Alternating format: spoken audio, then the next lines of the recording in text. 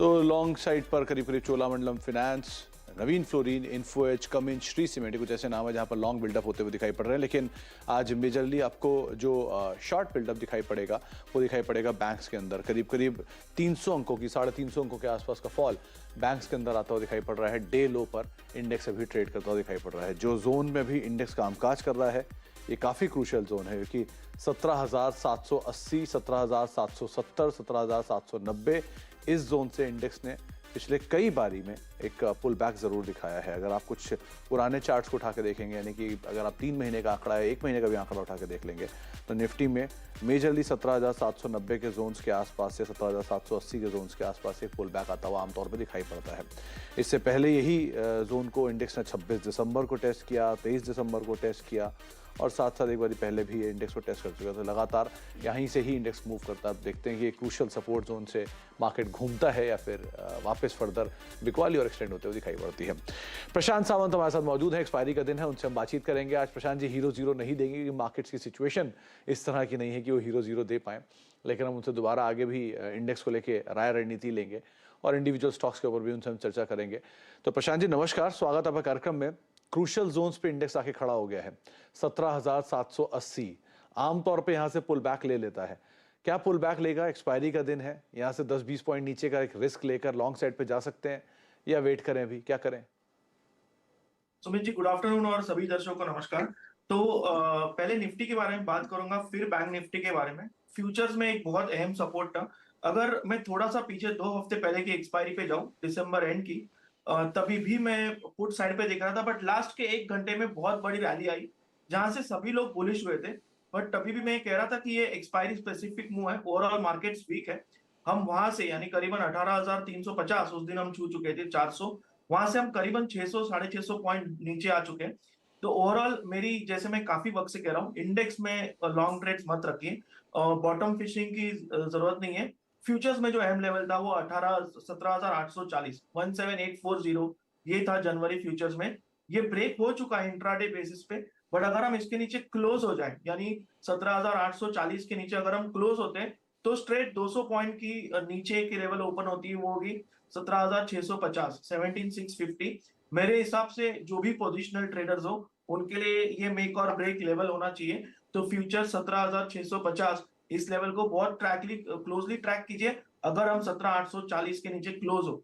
जहां तक आज दोपहर की बात है, तो पुल बैक आज या कल में मैं एक बार एक्सपेक्ट कर रहा हूं कि हम करीबन 17,980 से लेकर 18,040 तक आए। बट मैं हीरो जीरो क्यों नहीं दे रहा हूं? क्योंकि ये बहुत ही ज्यादा रिस्की या बहुत ही ज्यादा ब्लाइंड किस्म की ट्रेड होगी। हर बार जब मैंने हीरो जीरो दिया है वो कोई ना कोई लॉजिक और रिस्क रिवॉर्ड के हिसाब से दिया है। आज मुझे लग रहा है कि हम सपोर्ट पे आए, बाउंस आए तो भी मोमेंटम शायद नहीं हो, और अगर वो कल आ जाए तो आज के जो ऑप्शन हो वो जीरो एक्सपायर होंगे। तो मेरे हिसाब से वेट कीजिए, बहुत अच्छी ट्रेड हमें बहुत जल्द मिल सकती है। तो ओवरऑल जब index consolidate two weeks zone में है, यहाँ पे वेट करना चाहिए और ना कि एग्रेसिव लॉन्ग्स बनाने चाहिए। Stock specific long short opportunities काफी है। और जहां तक बैंक निफ्टी की बात है, तो बहुत क्लियरली जो फ्यूचर्स में सपोर्ट है वो होगा 42,000 के जस्ट नीचे, यानी 41,900, 41,900। जैसे कि मैंने निफ्टी में आपको लेवल दिया 17,840 क्लोजिंग बेसिस के लिए, वैसे ही बैंक निफ्टी में 41,900 क्लोजिंग में बहुत इंपॉर्टेंट होगा फ्यूचर्स में। अगर हम इसके नीचे क्लोज होते हैं तो बैंक निफ्टी भी वीक हो जाएगा और ज्यादा, और शायद बहुत बड़ी गिरावट हम देख सकते हैं, बड़ी यानी 400-500 पॉइंट और। तो ओवरऑल इंडेक्स में लॉन्ग मत रखिए, यही मेरी रणनीति होगी। वेट एंड वॉच कीजिए, स्टॉक स्पेसिफिक अप्रोच रखिए। और इस जोन में जहां आज शाम को भी यूएस में डेटा आना है, शायद इंडिया का इन्फ्लेशन डेटा भी आज ही आना है, एग्जैक्टली मुझे पता नहीं, बट जहां तक मैं ट्रैक कर रहा हूँ आज आना है। इन्फोसिस के भी रिजल्ट है जो मुझे लग रहा है कि काफी वीकनेस दिखा सकता है स्टॉक। तो ओवरऑल अगर आपके पास लॉन्ग्स हो तो आपको उनको पुट से हेज करना होगा। तो आप इंडेक्स के पुट्स कैरी कर सकते हो ताकि आपकी अगर लॉन्ग पोजीशन हो तो हेज हो सके। नेकेड लॉन्ग्स इस मार्केट में मैं डेफिनेटली नहीं रखूंगा। आप जो भी डेटा ट्रैक कर रहे हैं सही ट्रैक कर रहे हैं प्रशांत जी, आज ही आने वाले हो सारे डेटा। और ये बात भी सही है कि जो मार्केट्स के अंदर मूव है इसमें इंडेक्स को आप एटलीस्ट अवॉइड कर सकते हैं। आप स्टॉक स्पेसिफिक अप्रोच ज़रूर मार्केट्स के अंदर लेकर चलें। इंडेक्स में आप सभी जो इंडिसेस है, चाहे आप बैंक में हो या निफ्टी में हो, दोनों को एटलीस्ट अभी के लिए अवॉइड करिए। अच्छे ट्रेड्स मिलेंगे, थोड़ा समय दे दीजिए, लेकिन अभी के लिए एटलीस्ट अवॉइड कर सकते हैं। प्रशांत जी की राय है। तो प्रशांत जी, अब इंडिविजुअल स्टॉक्स की बारी आती है, कहाँ पर आप तेज़ी, कहाँ पर आप मंदी देखें? जी सुमित जी, इस बार पिछली बार हमने मेटल्स में बहुत अच्छे ट्रेड किए थे। और अगर आपको याद है, महिंद्रा एंड महिंद्रा हमने ऑलमोस्ट बॉटम पे पकड़ा था, जो टारगेट से काफी आगे निकल गए। सिर्फ एचडीएफसी लाइफ जो था वो टारगेट को छूते छूते वही अटक गया है। उसमें भी अच्छे गेन्स आए थे। ओवरऑल अब मुझे लग रहा है कि लॉन्ग शॉर्ट स्ट्रैटेजी बनानी होगी। और एक स्टॉक जो मुझे एक पोजिशनली और शॉर्ट टर्म के हिसाब से, दोनों हिसाब से स्ट्रांग लग रहा है बाइंग के लिए, वो होगा एबीबी। और एबीबी अभी करीबन 2920 2920 के लेवल पे। मैं यहाँ पे जो शॉर्ट टर्म ट्रेडर्स होंगे उनके लिए स्टॉप लॉस दूंगा 2880 2880। और टारगेट मेरा होगा 3050 का 3050। बट ओवरऑल पोजिशनली जो इसको बाय कर रहे हैं उनको मैं डेफिनेटली कहूंगा, मुझे लग रहा है कि अगले 1.5 से 2 महीने में ये स्टॉक यहाँ से कम 15% रिटर्न दे सकता है। ये एक स्ट्रॉन्ग स्टेटमेंट है, क्योंकि मुझे लग रहा है 3300 तक के लेवल हम देख सकते हैं। तो पोजिशनली हर डिप में इस स्टॉक को आप डेफिनेटली ऐड कर सकते हो। और जहां तक पोजिशनल बात है, 2800 का लेवल जब तक इंटैक्ट है, तो आप इस टारगेट के लिए definitely wait and watch hold कर सकते हो। तो ये मेरी फर्स्ट पिक होगी। जो नेक्स्ट पिक होगी मेरी, वो होगी बाटा। एक स्ट्रांग मार्केट में ये स्टॉक वीक टू कंसोलिडेट कर रहा था। यहाँ से अब मुझे लग रहा है कि ये एक बेस बना रहा है, तो मैं इसको छोटे रिस्क पे बाय करना चाहूंगा। और मेरा स्टॉप लॉस होगा 1623 1623। टारगेट मेरा होगा 1690 का 1690। पुल बैक ट्रेड होगा तो क्वांटिटी वो हिसाब से मैं कम रखूंगा। और जहां तक एबीबी है, मुझे लग रहा है एक स्ट्रॉन्ग कैंडिडेट है, तो यहाँ पे डेफिनेटली मैं थोड़ा सा एग्रेसिव, बट इस मार्केट में जैसे मैंने कहा, क्योंकि आज शाम को डेटा आना है, तो मैं पहले पोजीशंस कम ही रखूंगा। इंडेक्स से इसको हेज भी करूंगा पुट से। और कल जब कन्विंसिंगली मूव आए, तब मैं ज्यादा स्ट्रॉन्ग और हाई कन्विक्शन के साथ जाना चाहूंगा। और जो शॉर्ट ट्रेड मेरी होगी वो टाइटन में होगी। यहाँ पे मेरा स्टॉप लॉस होगा 2490 के जस्ट ऊपर, तो हम 2492 2492 मान के चल सकते हैं। और टारगेट वन मेरा होगा 2400, क्योंकि एक राउंड नंबर सपोर्ट है। बट मुझे लग रहा है अगर ये स्टॉक वीक होकर 2400 ब्रेक कर दे, तो आप बहुत जल्दी 2360 के लेवल्स भी देख सकते हो। तो ये तीन मेरे स्टॉक्स होंगे, दो लॉन्ग साइड पे और एक शॉर्ट साइड।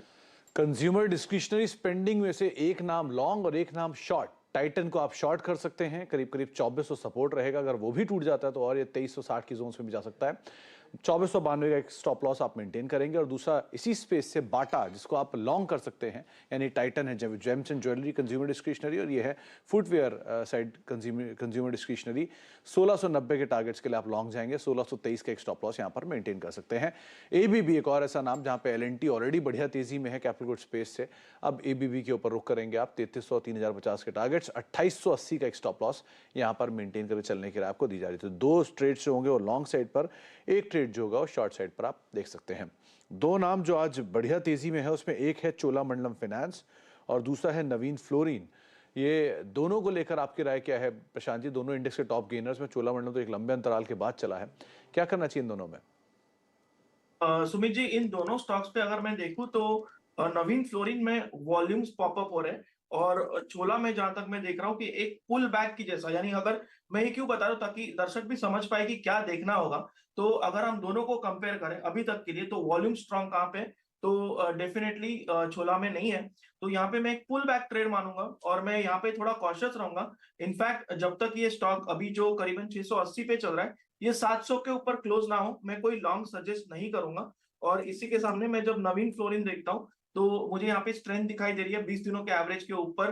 क्लोजिंग अभी तक हुई नहीं है, बट हम मान के चल सकते हैं थोड़ा प्रीएम करके।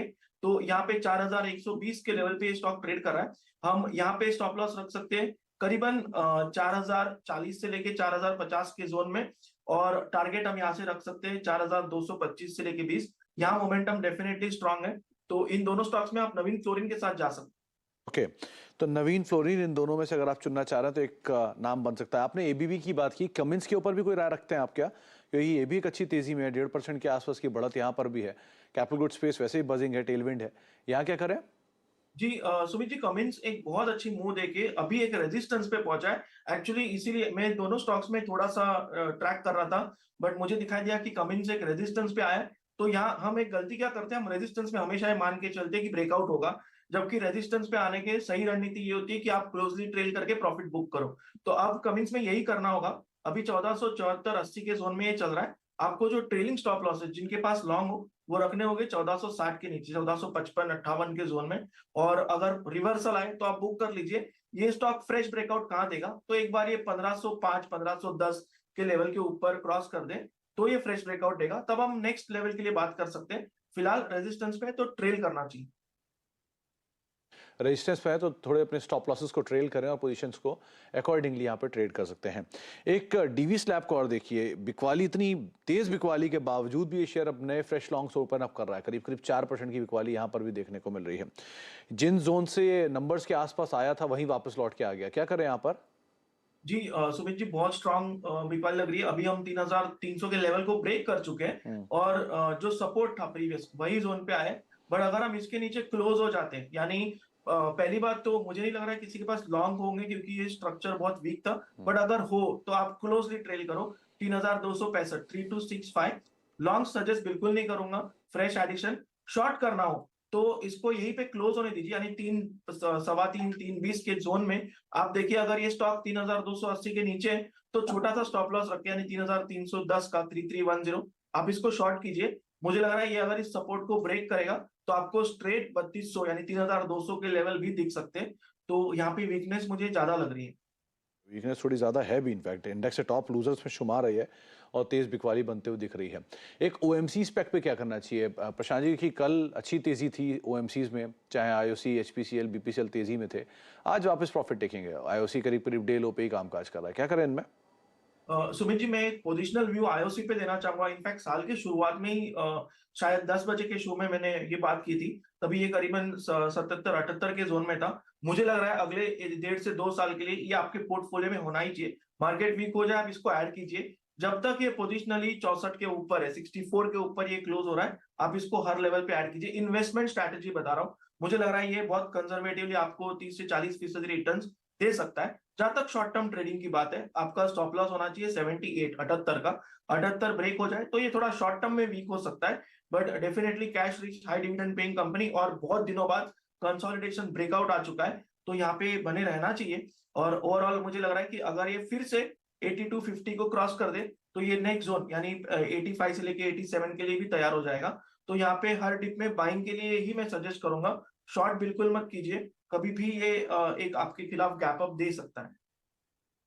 अच्छा, इन्फो एज को और देखिए प्रशांत जी, 3830 के जोन्स तक वापस पहुंचे है क्या ये, या अभी भी ये जो पुल बैक है इसे बिकवाली के लिए यूज करना है?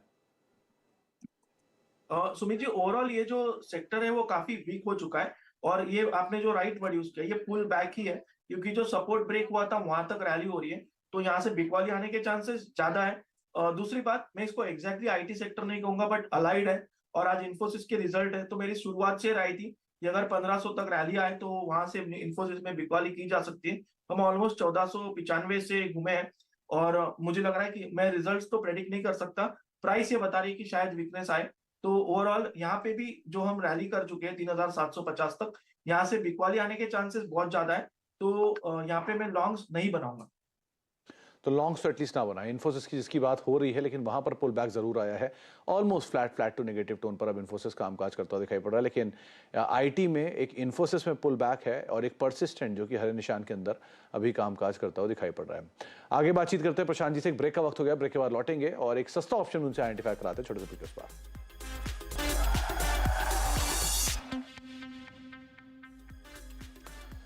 आप देख रहे हैं फ्यूचर एक्सप्रेस और निफ्टी करीब 17,820 के जोन्स के अंदर है, यानी कि लोअर लेवल से करीब 30-40 अंकों का एक pull back, slight pull back market ने दिखाया है। जीएम ब्रिवरीज के नंबर्स आपकी स्क्रीन पर अभी अभी आए हैं। करीब 33 करोड़ रुपए कंपनी का EBITDA है, 27 करोड़ से बढ़कर आया है। मार्जिन 20 से बढ़ के 21-22% के आसपास कंपनी ने क्लॉक इन किए हैं। इसके अलावा मुनाफे फ्रंट पर करीब 26 करोड़ आय का आंकड़ा है, 19-20 करोड़ से बढ़कर ये मुनाफे का आंकड़ा आता हुआ दिखाई पड़ा है, 26 करोड़ रुपए, और 609 करोड़ रुपए के रेवेन्यूज आए हैं, करीब करीब 514 करोड़ रुपए से बढ़कर। ये पहला जो कैश बेस का नंबर है वो आता हुआ दिखाई पड़ रहा है। 610-611 के जोन्स में जीएम ब्रिवरी एक नंबर्स का स्पाइक, और स्पाइक के बाद उसी रेंज के अंदर कामकाज करता हुआ। तो सीक्वेंशियल बेसिस पे भी नंबर्स ठीक है और वाई बेसिस पे नंबर आपकी स्क्रीन पर हैं ही कि बेटर साइड पे दिखाई पड़ रहे हैं। ओके प्रशांत जी, आपकी तरफ से अब सस्ता ऑप्शन कौन सा चुना आपने? Sumit ji, L&T finance holdings, ये स्टॉक मुझे इस साल के लिए काफी अच्छा लग रहा है। बहुत ही लॉन्ग कंसोलिडेशन के बाद ये वॉल्यूम्स के साथ ब्रेकआउट की कोशिश कर रहा है, तो ये इसको मैं एक सस्ते ऑप्शन के जरिए ट्रेड करना चाहूंगा। बट मेरा ये सुझाव होगा इसको पोर्टफोलियो में भी रखना चाहिए जब तक ये 81 के ऊपर इंटैक्ट है। 81 के नीचे क्लोज हो तो ही स्ट्रक्चर वीक हो जाएगा।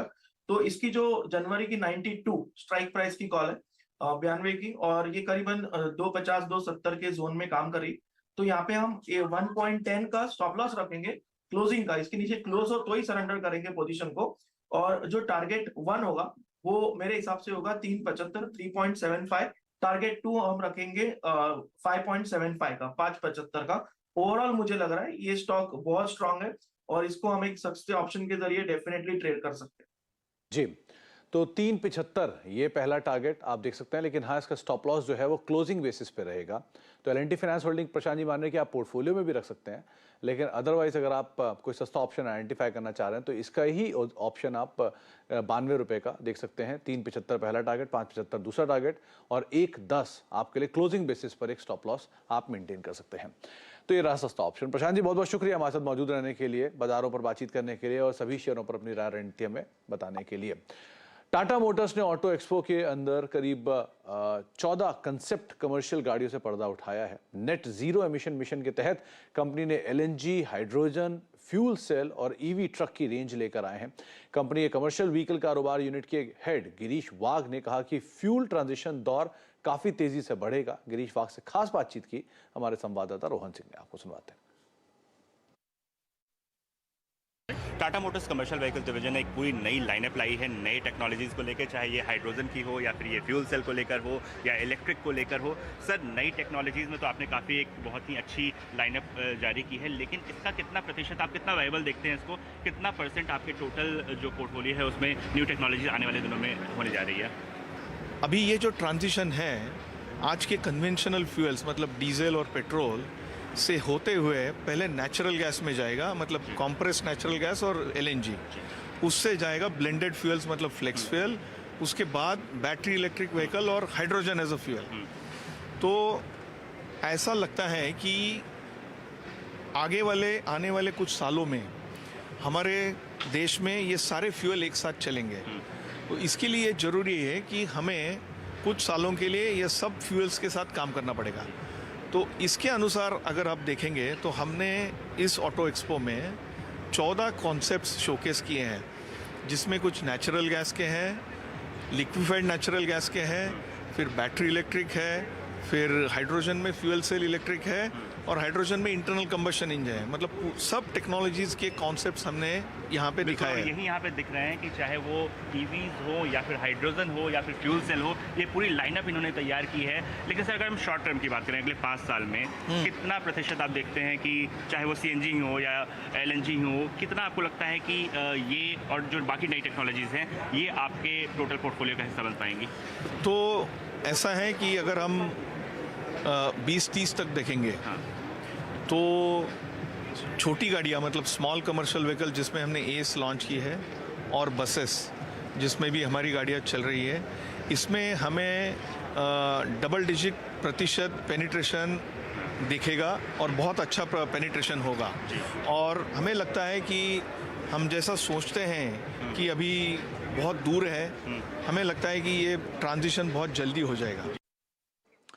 तो बड़े ट्रांजिशन की तैयारी में टाटा मोटर्स, वो आप सुन भी रहे थे। लेकिन मार्केट्स के ऊपर वापस लौटिए, करीब करीब 50 अंकों का मूव लोअर लेवल से इंडेक्स दिखा चुका है और जो निफ्टी में एक मूव आया है लोअर लेवल से, उसके लिए क्रूशली आईटी पार्टिसिपेट कर रहा है। डे हाई की तरफ आईटी वापस जाता हुआ पूरा आईटी स्पेस में तेजी आई है। टीसीएस, इन्फोसिस, एचसीएल टेक, टेक महिंद्रा, परसिस्टेंट, किसी भी आईटी कंपनी को उठा लीजिए, लोअर लेवल से एक बढ़िया तेजी यहां पर आते हुए दिखाई पड़ी। एक बढ़िया पुल बैक निचले स्तरों से आया है, तो एक अच्छा मूव आईटी में, जिसके दम पर भारतीय बाजार भी वापस लोअर लेवल से पुल बैक दिखाते हुए फिलहाल कामकाज कर रहे हैं। ब्रेक का वक्त है, ब्रेक के उस पार आशीष वर्मा आपके साथ मौजूद होंगे साथ पोर सेंसेक्स लेके।